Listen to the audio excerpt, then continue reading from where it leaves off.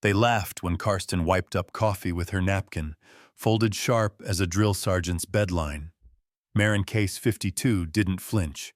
The napkin stayed behind, creased-stained, deliberate. Ever seen someone mocked for a habit, only to have it rewrite the room? She folded her coffee napkin like she was lining up coordinates for a supply drop. Not casually, deliberately, precisely, like someone who used to be obeyed. The motion wasn't showy or even intentional from what I could tell. It was just the way her hands moved. Thumb to edge crease with the side of her palm, a light press at each corner. 3 folds, always 3.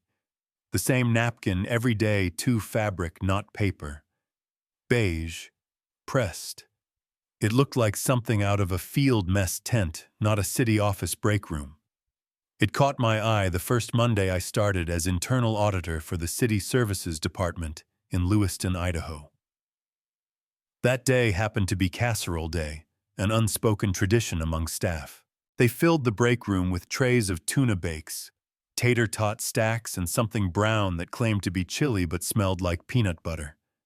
The food distracted everyone except her. Marin Case sat near the window, a seat she'd apparently claimed years ago. She brought her own lunch, neatly packed, odorless, wrapped in wax paper. A thermos. Cloth napkin.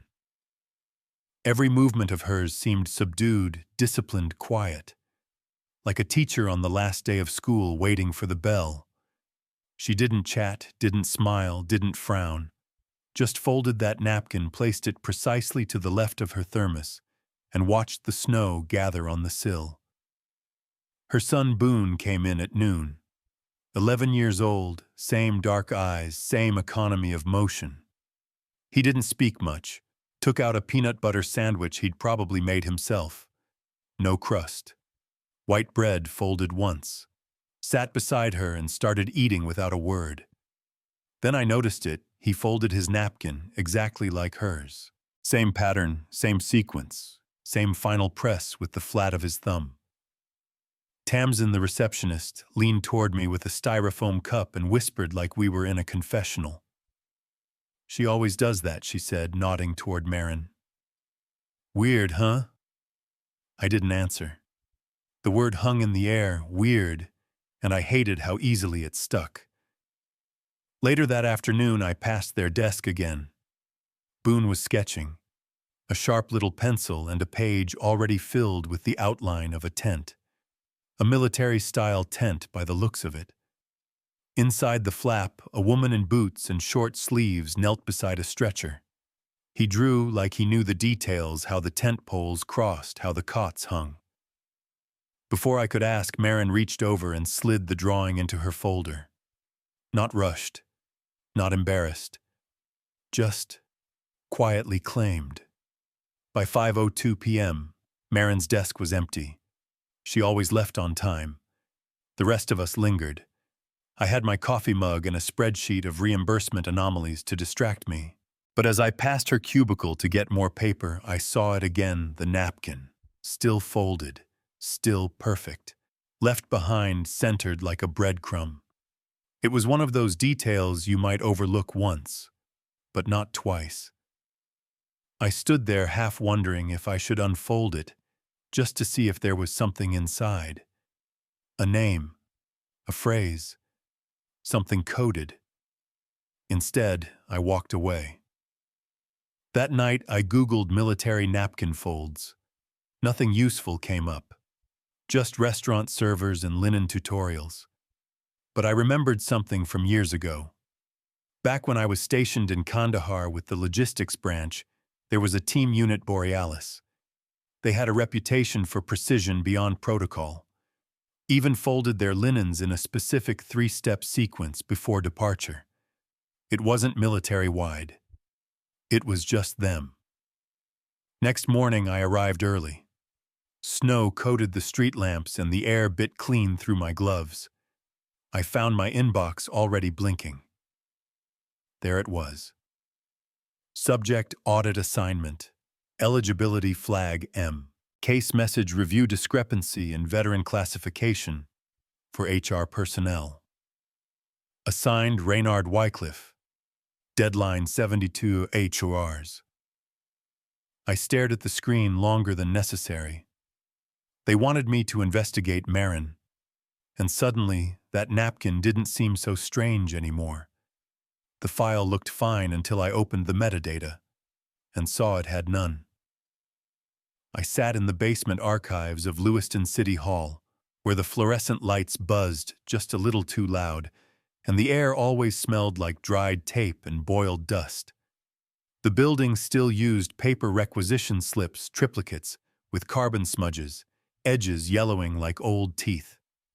The records room had seen better decades, but for better or worse, it had one advantage: paper didn't lie. I'd checked out Marin Case's personnel file under my audit clearance. Officially, I was verifying veteran benefit eligibility and classification accuracy for a routine quarterly review. Unofficially, someone had put her name on a flagged list and wanted it to go away quietly. That's why they chose me. I used to clean things up.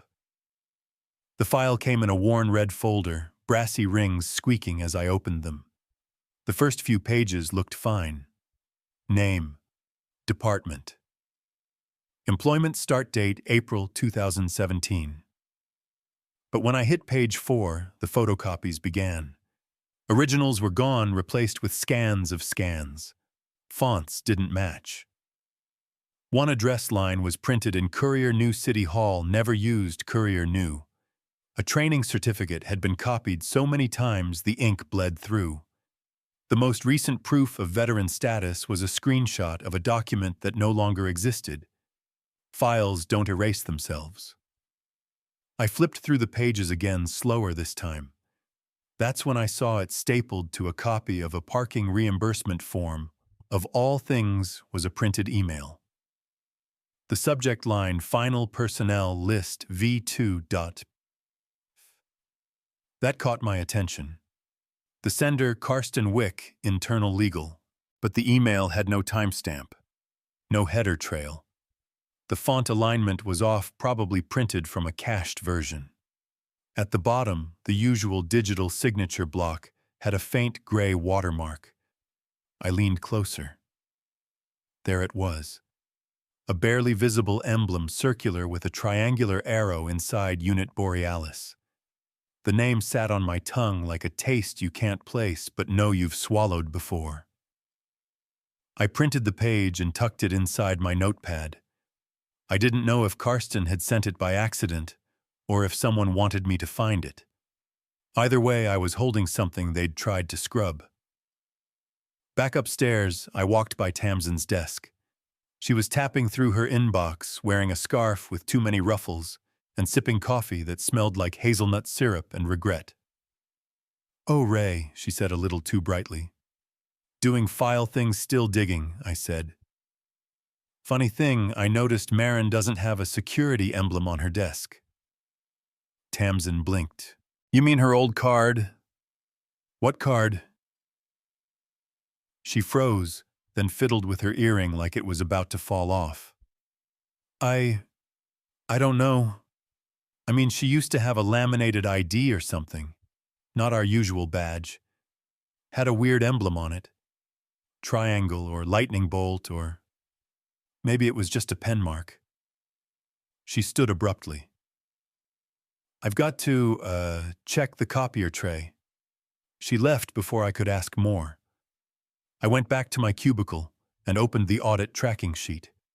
The memo had assigned me 3 names to investigate for eligibility confirmation. 2 of them had clean, boring files. Marin's stood out like a handprint on glass. That email, the phrase, Final Personnel List V2.pdf, rang louder now. I Googled the file name. Nothing. I opened the metadata. Blank. Not even a creation date. Digital silence like that doesn't happen by accident. It's the kind of absence that only occurs when someone wants it, missing someone with access to both HR and legal loops. My hand brushed the paper printout again. I stared at the watermark. A seal that shouldn't be there. The words Unit Borealis whispered back to me from desert winds and overhead fans and places where we didn't ask why things were classified, just obeyed. I remembered one man who might know more. Clayton Rios. He worked front desk at the old logistics building. Retired years ago, but still came by for veteran luncheons and bad coffee. He used to mop up my boot prints before he ever said hello. If anyone remembered Borealis, it'd be him. I checked the city database. He was listed as a contract night clerk. Tuesdays and Thursdays. Tomorrow was Tuesday. I folded the email in thirds and placed it in the inside pocket of my coat. For now, I had no answers. But I had somewhere to go. He spotted the way I folded the napkin before I even sat down. Didn't expect anyone remembered A721 folds, he muttered. The diner still smelled like floor polish and sausage gravy. It hadn't changed in 20 years. Not the cracked red vinyl booths. Not the hum of the old jukebox that skipped on track 3. Not even the war-blackened coffee pots that looked older than the building. The veterans' portraits still hung on the east wall, black and white, framed in oak, each one with a small brass plate beneath the glass. I found my own face there once tucked between a mechanic from Desert Storm and a corporal with a 1,000-yard stare. The kind of wall where history lives longer than people. Clayton Rios was already there, sipping from a chipped mug and dabbing his eggs with Tabasco. He wore his cap backwards, something he'd started doing around the time his arthritis got worse. Quartermaster, 28 years. Then janitor. Then part-time night clerk. And somehow the only person in this town whose memory had outlasted the filing cabinets. I took the booth across from him. Before I could say hello, I laid the napkin on the table, folded in 3, pressed with my thumb. He didn't blink. Didn't reach for it. Just leaned back and said, "That's a weird way to ask a question." "You taught me weird," I replied. He gave a grunt of amusement. "Borealis," I said. I figured he answered. "Took you long enough?" He reached forward and unfolded the napkin slowly, like it might contain a mind trigger. Then he folded it again. 1, 2, 3 thumb press. Then stopped. "You're not here to talk about napkins," he said. "No," I said. "I'm here because Marin Case folds hers the exact same way. Every day. Same crease, same pressure point." He didn't speak for a while. Just pushed his eggs around. Then he said, "She's not hiding, Ray. She's surviving." I didn't ask how he knew her. I just listened. There was a gas leak. January 2014. Northern Field Base, Alaska Sector. Nobody had clear coordinates. Wind chill made radio comms useless. One of our recon tents collapsed, furnace ignited. Flash burn took out the entrance. I was trapped under a frame bar, ribs cracked like kindling. He looked at me now. Someone dragged me out. Didn't say a word. Just tossed a jacket over my chest and disappeared into the white. Her name never gave it, but she wore a watch. A watch I asked. Left wrist. Worn leather strap, frayed edge. Custom face with a ridge nick at the 10 mark. My wife gave me the same kind, before she passed, so I remember it. I nodded slowly. Marin wears one like that. She is one like that, he said. The jukebox clicked, switching to track 4. Clayton sipped his coffee again. She was code-named Ashlight. But no one called her that, except Mission Control. Borealis knew her as the one who didn't speak unless it was necessary. She handled evac logistics. If someone got out alive, it was probably her fault. I let that sit between us for a moment. "She saved my life," he said. I looked at his hands, scarred knuckles tremor in the pinky, the way he used his ring finger to stabilize the fork. "She still does," I said. I paid for both breakfasts even though Clayton insisted on veteran discount. He pressed the folded napkin back into my palm like a signed note. I left a tip and a thank you, and walked out with a to-go cup I didn't really want. Back at City Hall, the lobby was quieter than usual. Boone stood near the employee recognition wall staring at something.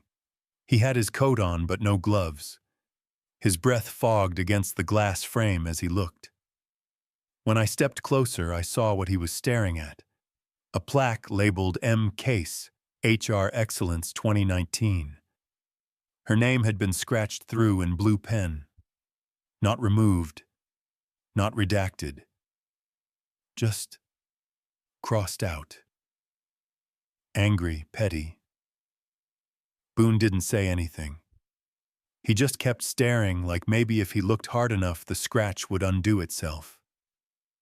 And me. I folded the napkin in my hand again without thinking. 1, 2, 3. Thumb press. Some stories don't fade. They just get written in smaller fonts tucked under new paper. Karsten accidentally spilled his coffee, then wiped it up with Marin's napkin. "Looks like military surplus underwear," he said.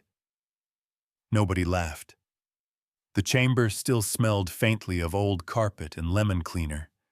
The ceiling fans spun even though the air was still cool. Up at the front, the folded flag for Memorial Day sat on its oak stand, ignored like an artifact too weighty to mention. The walls were covered in dry erase schedules and event flowcharts, none of which made the room feel less hollow.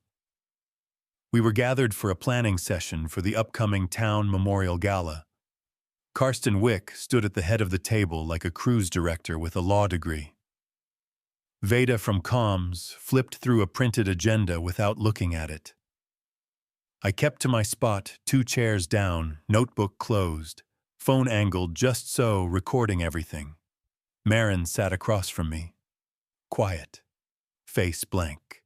Her napkin, perfectly folded, rested beside a black pen and a cup of plain tea. Boone sat beside her, a rare allowance, fidgeting with a dull pencil. Karsten, in his usual show of faux ease, reached for his mug and somehow tipped it. Brown streaks splashed across the table. "Oh shoot," he said, exaggerated. "You'd think they'd invest in lids." He grabbed the closest cloth, the napkin, and swiped it across the surface. Then held it up. "Jesus, this thing feels like military surplus underwear," he said, shaking it like it smelled funny. No one laughed. Boone's hand clenched his mother's elbow.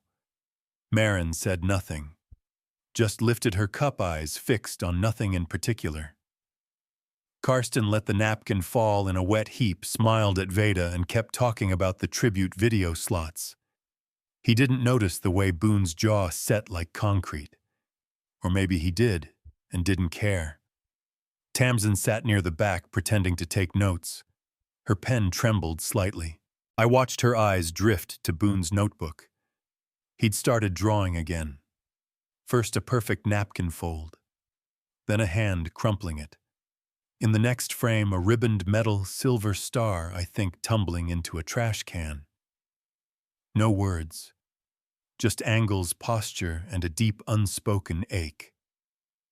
I looked away before he noticed me watching. After the meeting, while others clumped into hallway gossip pods, I lingered.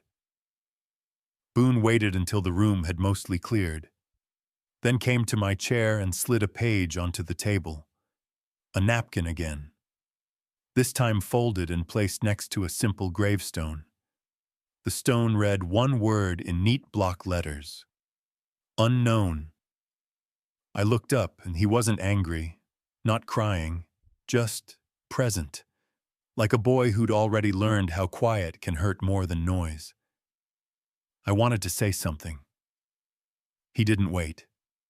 He walked back to Marin, who was collecting her teacup like it was the only thing still hers. Together, they left. Back in my office, I reviewed the audio. Karsten's voice, fake warm, filled the room.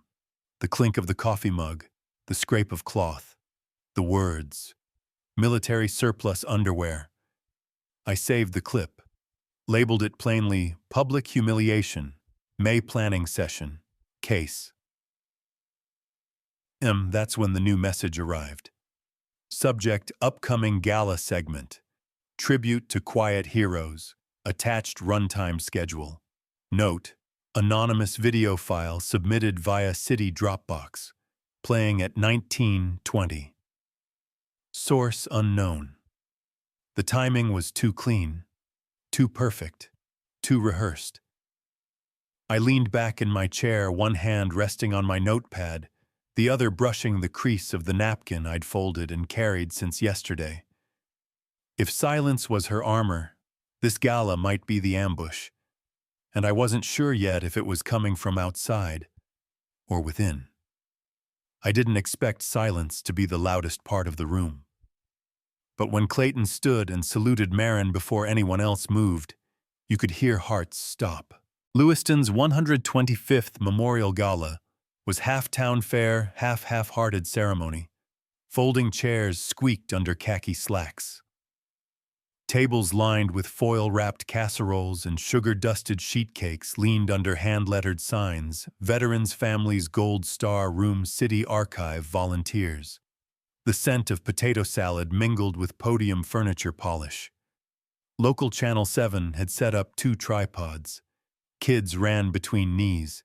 Somewhere near the back, the mayor's dog barked once and was promptly bribed with brisket. Marin sat beside Boone in the second row, beneath a paper banner that read, "Quiet Heroes, Loud Hearts." She wore gray, as usual. Boone clutched a napkin folded sharp and silent in his lap. It was the A721 fold, again tight-centered, thumb-pressed. I'd taught him the name yesterday. He hadn't spoken it, but I could tell he knew. I set another napkin folded just the same on the side table beside the speaker's dais, right where Clayton would see it. The tribute segment was buried halfway through the schedule, between a local saxophone solo and the city budget slideshow. Karsten stood near the punch bowl, pretending not to watch. Veda whispered to him once, then checked her phone. The announcer called for all veterans to stand. They rose in uneven cadence, backs, stiff legs, reluctant. Some needed help. Others needed no cue. The crowd clapped politely, the kind of applause reserved for grandparents and traffic school graduates. Then, unprompted, Clayton walked forward. He didn't march, just moved. People turned. The camera swiveled. Someone whispered. Clayton stopped in front of Marin and saluted. Not casually, not performatively. A full, regulated salute, hand to brow, elbow, sharp, body straight. "To Officer Borealis," he said. Marin didn't flinch. Boone looked up, eyes wide. Karsten froze mid-sip. The mayor blinked like she'd misheard. The room fell dead silent. And in that silence I heard it, the absence of disbelief. Not a gasp. Not laughter, just recognition finally finding its mark. Then someone clapped. An older woman near the refreshment table. Then another. And another. Soon the room rippled with applause, not loud, not stadium thunder, but something deeper, earned. Clayton stepped to the mic. No one stopped him. He looked out, not at the city officials, not at the cameras, but at the neighbor, the kids, the people eating baked beans on paper plates. "You owe your parade," he said evenly to the woman you tried to erase. He didn't shout, didn't cry. He just said it, and walked back to his seat. I caught Karsten's expression, tight lips, tightening jaw. Veda glanced at him, unsure whether to whisper or disappear. Marin hadn't moved. She just sat there, her hands folded. Boone's fingers still wrapped around the napkin, like it was the only map he trusted. Then the screen behind the podium flickered. Segment pre-uploaded. The tech whispered near my elbow. not on main cue sheet. The projector screen lit up with a logo, Channel 7, and then a face. Mayor Gretchen Lane, recorded months before she passed. Hair in place, blazer crisp, eyes steady. Tonight she began, "We honor more than names. We honor what was hidden to keep others safe. The dead speak differently. There's no urgency, just finality." The screen glowed like a window into another time.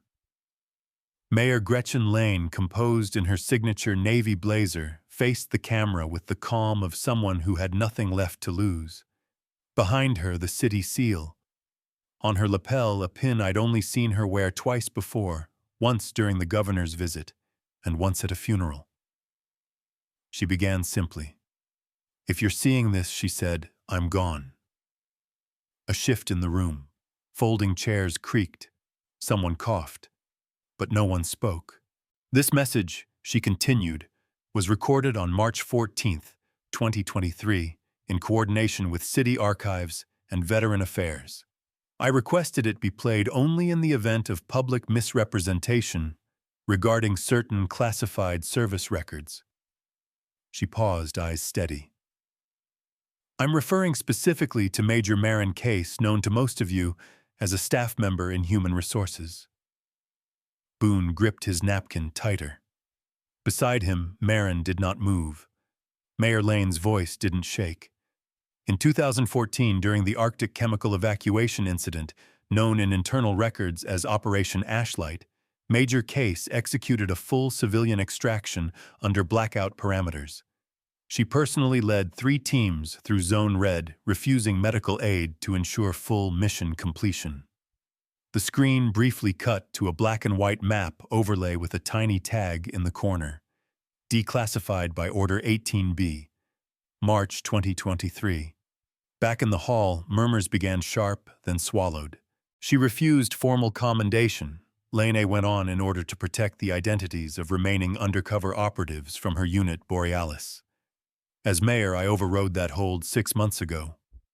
This is the record you were never meant to need, but now must see. The screen blinked. A digital citation appeared crisp and official. Honor Hold Major M. Case filed July 7, 2014. Status classified. Revoked March 2023. Now public authorized. Lane Mayor, Veteran Affairs Joint Council. Her voice returned. "I say this not as a politician, but as a citizen. Lewiston is safer, wiser, and more complete because of her." And then quiet. The screen faded to the city logo. No music, no credits, no applause prompt. Just silence. Karsten moved first. He stood too quickly, knocking over his half-empty cup. Let's take a moment to clarify." Veda didn't look at him. She stood slower, straighter, and said without raising her voice, "Sit down, Karsten." The crowd wasn't looking at either of them. They were looking at Marin.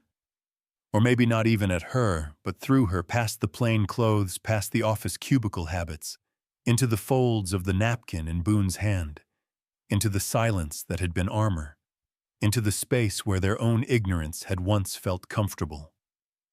One woman stood. Then a man in a jacket patched from 3 wars. Then a teenager who couldn't have been born when Borealis disbanded. A standing ovation, not led, not cued, rose like tidewater. Not loud, not thunderous, but total. Clayton walked over, not fast, not slow, and offered Marin his hand. She didn't take it. She stood on her own. But he walked beside her anyway, back straight, gaze forward. Boone followed, napkin tucked in the crook of his elbow like a small, silent flag. They didn't wave. They didn't nod. They didn't smile. They just left. No one stopped them. Behind them, applause softened, not from fading interest, but from something else, reverence.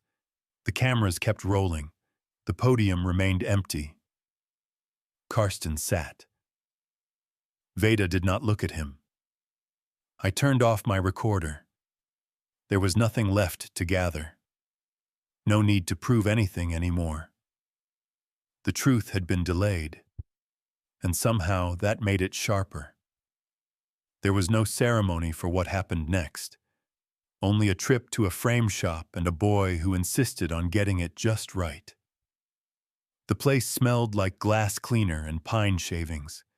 Framed jerseys lined the wall, flanked by dusty medals and sports posters. Boone walked through them like a curator napkin, and sketch in hand, already knowing what he wanted. The clerk offered foam board samples. Boone shook his head. He wanted gray linen backing, and no glare glass. "This one's different," he said. "It doesn't want to shine." He laid out the folded napkin and a drawing Marin in uniform. Shoulders squared, eyes forward, no name on the chest. Only a small, ghosted unit insignia, a snowflake half faded into shadow. Ray stood behind him, hands in pockets. "I'd offered to pay." Boone declined. Said this one came from allowance and quiet money, whatever that meant. I didn't ask. Back at my office, the walls felt bare. Not because anything was missing, but because something unspoken had settled in. On my desk, buried beneath old audit reports, I found a memo from 2015. It was thin, just one page. Subject: request for Quiet Valor Corner. Staff recognition proposal submitted by M. Case, status denied. Not a cultural fit at this time. The date matched a week after Memorial Day. The rejection had no signature, only a stamp. I read it twice, then tucked it beside Boone's drawing in my folder. Maybe it would matter more now. That afternoon, we visited the Veterans Memorial Hall. The building creaked like memory. Boone moved with soft shoes and quieter hands. He didn't ask permission. He measured a corner wall with string, then again with a borrowed level. He placed sticky notes in a rectangle, marked each side, then stepped back. This is where it should go. Marin was waiting outside in the car. She hadn't come in, she rarely did. Clayton arrived carrying a replica napkin, newly pressed, sealed in a plastic sleeve. He didn't speak right away. Then, handing it to Marin, he nodded. I ironed it this time. She took it. Not quickly. Ran her fingers along the edge. Then handed the original, now slightly yellowed, back to Boone. Yours now, she said. No speech, no hug. But Boone nodded like he'd received command. Later, Tamsin quietly replaced the staff wall plaque outside HR. The old version had a name scratched out. The new one read, Marin Case, Human Resources, Unit Borealis below it, in smaller type 2012 to 2023, service twice rendered. No ribbon cutting, just new screws newly drilled. She polished the brass with the cuff of her sleeve. As I packed up to leave for the day, my phone rang. State Veterans Office. A woman introduced herself, then asked Mr. Wycliffe, would you be willing to assist a small task force? We're reviewing archival commendations, those that may have been erased or withheld. Quiet records. I looked out the window. Boone stood by the flagpole, napkin frame in hand, aligning it against the sky like it was a compass. Yes, I said. I think I know where to begin. He didn't want a plaque. Just a shelf, at eye level, where kids could reach it. The west wing of the Lewiston Public Library smelled like old books and lemon polish. Boone walked the length of the far wall twice before settling on a section between local history and youth biographies. It wasn't the brightest spot, but it caught morning light. He unpacked the frame napkin drawing medal. He'd mounted the hand-drawn medal below the napkin with a paper label he'd typed himself, Borealis Not Forgotten. No staff gathered, no string quartet, no reporter with notepad, just a boy standing on a step stool adjusting the shelf bracket with both hands. I stood nearby, letting him work. Marin had come earlier, helped unpack boxes, then left without fanfare. Tamsin brought over a cup of coffee, left it on the windowsill. Clayton leaned against the doorframe, hands behind his back like he was still guarding something. The shelf itself was just wood reclaimed from a former circulation desk. Boone liked the knot in the grain, said it looked like a compass rose. The glass of the frame caught the sun briefly. Someone had already touched it, a tiny print at the corner. He didn't wipe it off. Children wandered in during the hour. Some looked. One little girl touched the glass. "Who's that?" she asked. Boone looked at her, calm. "She helped people," he said. "That's all." That seemed enough. Later at the cafe near City Hall, Boone folded a napkin while waiting for his cocoa. 3 creases, one edge a little off, still perfect. He didn't look up while folding. Didn't need to. Across the table, I opened the folder I'd received that morning from the State Audit Division. The cover read, "Case 0, How One Town Remembered." It wasn't a reprimand. It was a study. Inside memos, dates, screenshots of redacted commendations. An appendix on quiet valor programs. A photo of the shelf Boone had just installed, dated before he'd finished setting it up. Someone had been paying attention longer than we thought. Clayton sipped his coffee without sugar. He glanced toward Boone, then toward the window. "You know," he said, "we used to think you had to wear brass to be remembered." Then he smiled, not quite bitter. "Turns out paper and wood'll do just fine." I closed the folder, slid it back into my satchel. Across the room, Boone watched 2 boys point at the napkin in the frame, their mouths moving in low whispers. He didn't interrupt. He didn't correct. Marin never came back to see the final display. But one afternoon, I saw her pass by the library window. She didn't look in. She didn't have to. Some honors don't come with medals. They come with habits passed on like heirlooms, folded into lunch breaks and after-school chores, pressed into shelves and quiet corners, left not for recognition but for discovery. The kind of legacy that waits, that doesn't shout, that doesn't fade, that simply remains. This morning I passed the library and saw the shelf again just as the sun hit the frame. The glass caught a small fingerprint Boone hadn't wiped off. I didn't mention it. Some things deserve to stay smudged. You learn eventually that justice doesn't always arrive with a speech or a parade. Sometimes it's a quiet shelf, a napkin folded just so, and a boy who gets it right. Sometimes bridges collapse, so we can learn which ones are worth rebuilding. And if you've ever been overlooked or watched someone quietly carry more than their share, you know what I mean? What's a quiet act of honor you've witnessed and never forgot? Share it in the comments or just pass it forward. And if stories like these matter to you, feel free to follow along.